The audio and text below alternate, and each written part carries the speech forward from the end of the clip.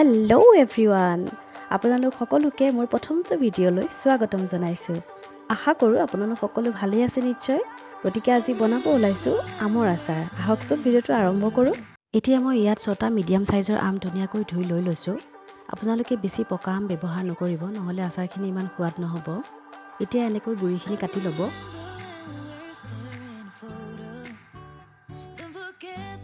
এতিয়া ইয়াৰ মাজৰ গুটিখিনি আঁতৰাই পেলাই দিম কাৰণ যেহেতু আচাৰত গুটিখিনি ব্যৱহাৰ নহয় সেই গতিকে গুটিখিনি আঁতৰাই দিম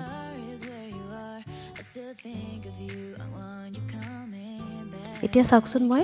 মিডিয়াম সাইজত মই আমখিনি ধুনীয়াকৈ কাটি ল'লোঁ আপোনালোকে ডাঙৰ সাইজতো ৰাখিব পাৰে নহ'লে ইয়াতকৈ সৰু কৰিব পাৰে নিজৰ ইচ্ছা অনুসৰি আপোনালোকে আমখিনি কাটি ল'ব পাৰে ইয়াত মই 3 চামুচ মই নিমখ দিছোঁ আপোনালোকে প্ৰয়োজন অনুসৰি দিব আৰু এতিয়া মই ইয়াতে হালধি প্ৰয়োজন অনুসৰি মই হালধি দিছোঁ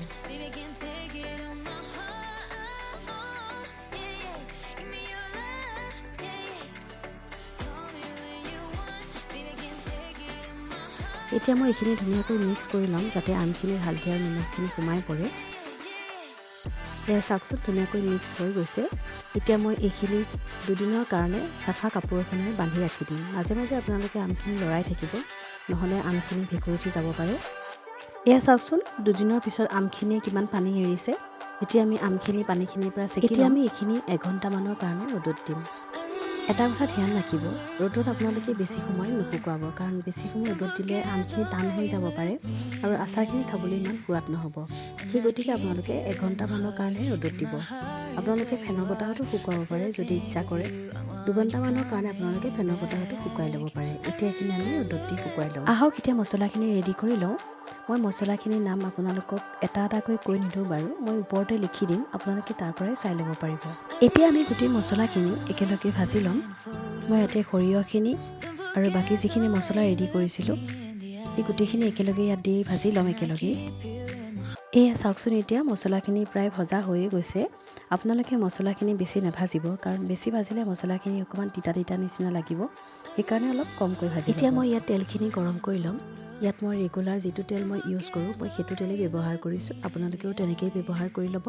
এতিয়া মই তেলখিনি ধুনীয়াকৈ এতিয়া মই আমখিনি ধুনীয়াকৈ ৰেডি কৰি ল'ম এতিয়া ইয়াত মই যিখিনি মছলা ফ্ৰাই কৰি লৈছিলোঁ সেই মছলাখিনি মই ধুনীয়াকৈ মিক্সিত গুড়া কৰি লৈছোঁ মই বেছি গুড়া কৰা নাই কাৰণ অলপমান গোটা গোটা কৰি ৰাখিছোঁ কাৰণ অলপ গোটা গোটা হৈ থাকিলে আচাৰখিনি খাবলৈ বৰ সোৱাদ লাগে সেই গতিকে মই বেছি গুড়া কৰা নাই এতিয়া মই এইখিনি আমৰ লগত ধুনীয়াকৈ মিক্স কৰি ল'ম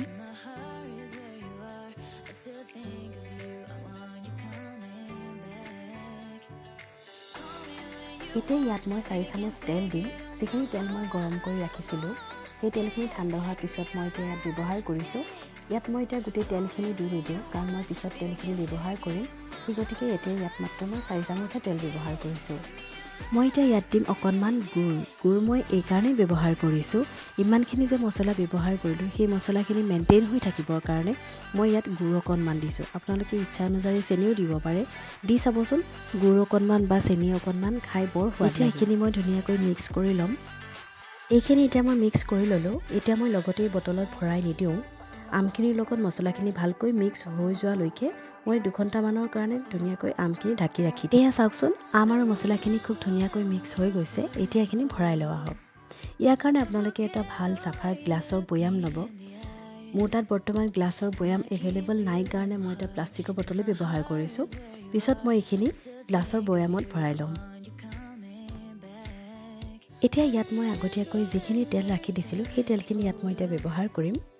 এয়া এতিয়া আচাৰখিনি ৰেডি হৈ গৈছে আপোনালোকে মাজে মাজে আচাৰখিনি ৰদাই থাকিব আৰু যদি তেলটো শুহি যায় মাজে মাজে অলপ অলপ তেল দি থাকিব